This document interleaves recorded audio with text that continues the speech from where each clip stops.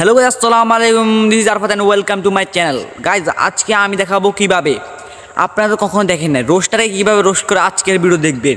তো গাইস, আজকের ভিডিও অনেক বেশি ইন্টারেস্টিং হতে চলেছে। তো গাইস, আপনারা যারা আমার চ্যানেল এখনও সাবস্ক্রাইব করেননি, তো গাইস এখনও সাবস্ক্রাইব করে দেন। পরবর্তীকালে আমাদের ভিডিওগুলো আপনার কাছে যেহেতু পৌঁছায়, তো গাইস আমরা চলে আসবো ভিডিওতে। তো গাইস, তো ভিডিও শুরু করা যাক।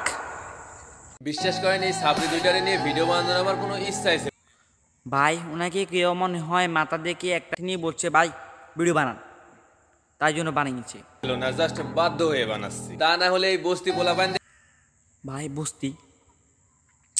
আপনাদেরকে কি ওমর ভাইয়ের বস্তি লাগে? কমেন্ট বক্সে জানান। নিয়ে ভিডিও কে বানায় রে ভাই? আর আরেকজন তো নিজের ভাইয়ের মতো বন্ধুদের, মানে যাদের জন্য তাকে সবাই চিনছে, তাদেরকে রীতিমতো লাথি মেরে কিছু টিকটকার ফ্যান পেজ নিয়ে এখন অহংকারের তো ভাই আপনি কি করতেছেন? সাগরে ভাসতেছে। ফার্স্ট অফ অল, আজকের ভিডিওর ইন্ট্রোটা আমি দিব না। ইন্ট্রোটা দিব হচ্ছে আমাদের বাংলাদেশ গাইজ, এখন আমাদের ফারাবি একটা ইন্ট্রো দেবে। তো আপনারা সবাই সিট বেল্ট বেঁধে নিন, না হলে আপনারা কোথায় চলে যাবে আপনারা নিজেও জানবেন না। বাংলাদেশের বিশিষ্ট স্মার্ট কোয়ালিটিফুল গামছা রোস্টার, যার হাত ধরে বাংলাদেশের রোস্টিং কমিউনিটি এত দূর এগিয়ে গেছে। এই জন্য আমি চাই আজকে আমার ভিডিওতে ইন্ট্রোটা আমাদের বাংলাদেশের বিশিষ্ট গামছা রোস্টারই দেখ। হেই হোয়াটসঅ্যাপ ভাই ভাবি, আসসালামু আলাইকুম, দিস ইজ ফারাবি। নাম তো শুনাই হোক, নাম তো শুনাই হোক। ওই সালা কি ইন্ট্রোটা দিল, হ্যাঁ? দিস ইজ ফারাবি, নাম তো শুনাই হোক। ভাই রে ভাই, বাংলাদেশে কত স্মার্ট কোয়ালিটিফুল একজন রোস্টার ভাই, যার ইন্ট্রোই এত সুন্দর, সে কত স্মার্ট একটা রোস্টার হইতে পারে, হ্যাঁ? So hey guys, welcome back. I hope কি তোমরা সকলেই ভালো আছো এন্ড আমিও ভালো আছি। এতক্ষণে তোমরা আমার ভয়েস শুনে বুঝে গেছো যে আমার গলা ভেঙে গেছে। মেইন কথা হইতাছে আমি অসুস্থ ছিলাম, এই জন্য ভিডিও আপলোড করতে পারি নাই। এখন কথা হইতাছে এই যে টপিকটা নিয়ে আমি ভিডিও বানাইতাছি, বলতে পারো যে এই টপিকটা আরো 2 দিন, মানে এই টপিকটা আরো 2-3 দিন আগের। তো এখন আমরা ভিডিওটা আপলোড দিলাম 3 দিন আগের, 2-3 দিন 4 দিন এরকম আগের। এখন কেন তারপর আমি এই টপিকটা নিয়ে ভিডিও বানাইতাছি? তো 3-4 দিন আগের টপিক নিয়ে তারপর আমি এখন ভিডিও বানাইতাছি, মানে সবার লেটে। মানে দেখবা যে এই টপিক নিয়ে অনেকে অনেক ধরনের ভিডিও বানাই ফেলছে, তারপরও কেন আমি ভিডিও, এটার কারণ হচ্ছে ভাই যে ভিডিওটা আছে সেটা মানে একটা রোস্টার যখন রোস্ট করবে, যদি মজা না আসে ভাই সেই ভিডিও দিয়ে কোনো লাভ আছে? বানাইতাছি এটার কারণ হইতাছে হয়তো আমি কোনো ভালো রোস্টার না, এন্ড আমি এটা তোমাদেরকে কখনোই বলি নাই যে আমার ভিডিও থেকে তুমি ভালো কিছু শিখতে পারবে। জিনিসটা আমি আগেও বলছি, এখনো স্বীকার করি। বাট আমি তোমাদেরকে এটা বলতে পারি যে মনে করো 3-4 দিন পরেও কেন, ধরো একটা টপিক 10 দিন হয়ে গেছে, 10 দিন পরে যে আমি ভিডিও বানাইতাছি, এন্ড এই 10 দিনের মধ্যে অনেক ধরনের রোস্টার অনেক ধরনের ভিডিও বানাই ফেলছে ওই টপিকে। বাট আমি তোমাদেরকে 10 দিন পরে যে ভিডিওটা দিব না, সেই ভিডিওতে দেখবা কি এমন এমন কিছু ডিটেইলস পাবা, আমার মুখ থেকে এমন এমন কিছু কথা পাইবা, অথবা বলতে পারো এমন একটা রোস্ট ভিডিও পাবা যেটা তুমি অন্য ভাই এই ভিডিওতে আমাদের ফারাবি ভাই এমনকি ওমরম ফায়ার এমনকি অপু ভাই কি বলেছে তার ডিটেইলে কারোর ভিডিওতে পাবা না। আসলে একটা কথা হইতাছে যে মনের প্রশান্তির একটা বিষয় আছে। ধরো তুমি একটা রোস্টারের ভিডিও দেখতেছো, এখন ওই রোস্টারের ভিডিওতে তুমি তেমন কোনো কিছু পাওই নাই যেটা তুমি চাইছিলা। তুমি কিন্তু গাইস, আজকের ভিডিও তুমি সেটা পাবে। চাইতেছো যে ওরে আরো ভালো করে রোস্ট করো, এমন ভাবে রোস্ট করুক যাতে আমার মনে প্রশান্তি পায় যে হ্যাঁ আমি ভাই রোস্টের লগে প্রশান্তি চলে আসবে মনের ভিতরে। যেমন চাইছিলাম ঠিক তেমনটাই ও করছে। ওরে যতটুকু রোস্ট করার দরকার ছিল এই রোস্টারটা ততটুকুই রোস্ট করছে, এন্ড আমি তোমাদেরকে সেটাই দেওয়ার ট্রাই করি। এখন কতটুকু দিতে পারি সেটা তোমরাই ভালো জানো। এখন হয়তো আজকের ভিডিওটা তোমাদের ভালো নাও লাগতে পারে, কারণ আজকের ভয়েসটাই ঠিক নাই ভাই। মানে ভয়েস যদি ঠিক না থাকে ভিডিও দেখেও মজা লাগে না। যাই হোক, বাইরের টপিক নিয়ে আর কথা না বলে এখন ভিডিওর মেইন টপিক নিয়ে কথা বলা যাক। সো গাইস, আমি লাস্ট একটা ভিডিও আপলোড করছিলাম ওমর আর অপুর টপিকে, যে ভিডিওটা আমি আপলোড করছিলাম। তারপর আমি বলছিলাম যে আমি একটা ভিডিও আপলোড করব, সেখানে আমি পার্সোনালি অপুকে রোস্ট করব। ভাই বিশ্বাস করো, খোদার কসম ভাই, ওর উপরে যে আমার কি পরিমাণ রাগ, এন্ড এই রাগ হওয়ার কারণটা হইতাছে কি জানো? একটা মানুষ যখন ভাই কথা বলেন না, তোমরা অনেকে জানো আমাদের অপু মানে ভাইরাল হতে গেলে একটা জিনিস লাগে, সেটা ওনার কাছে আছে অস্ট্রেলিয়ান।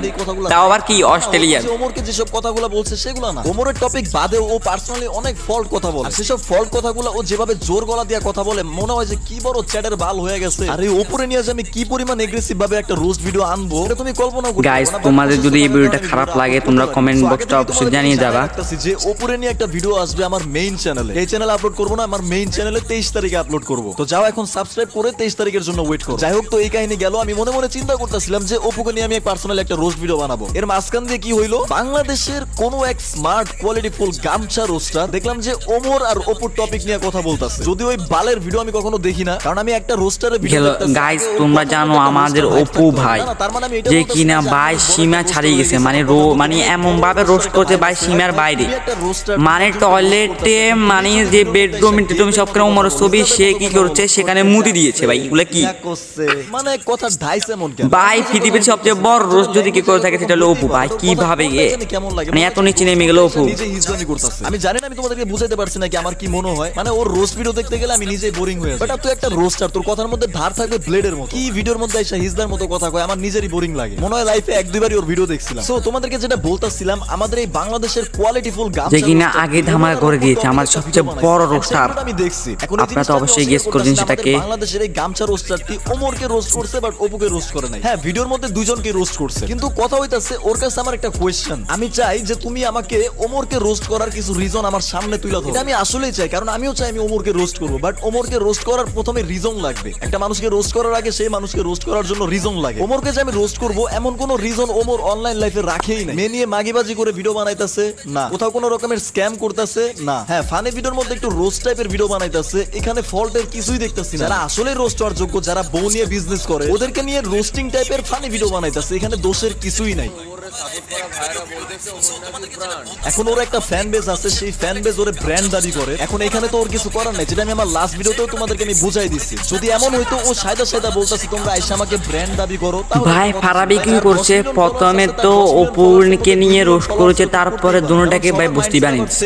এখন ওই দুই ভাই কাউকে পার্সোনাল ব্যাপার নিয়ে কথা বলা উচিত না। তুমি রোস্টার মানে হালকা পাতলা, তুমি দর্শককে বিনোদন দেওয়ার জন্য কিছু বলতেই পারো, তার মানে না তুমি পার্সোনাল মানে লাইফে যা আছে যা নিয়ে কথা বলবে।